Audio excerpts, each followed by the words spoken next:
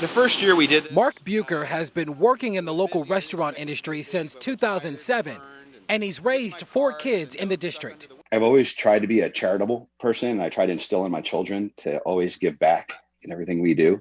While running the popular Steakhouse Medium Rare, he's put that good attitude to use.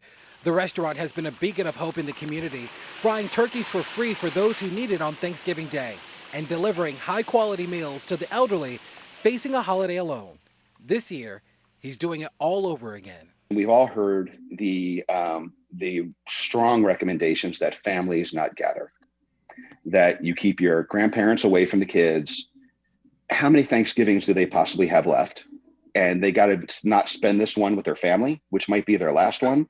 I had to do something that gets them closer to their families for this, what may possibly be one of their last Thanksgivings that they've been robbed from. Already, the requests have been flooding in. We're over 2,000 requests for Thanksgiving dinners, and the requests are wrenching.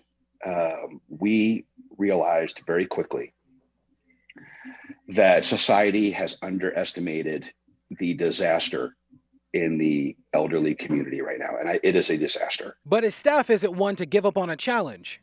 I said, what do we want to do? Because they have to give up their Thanksgiving to do it.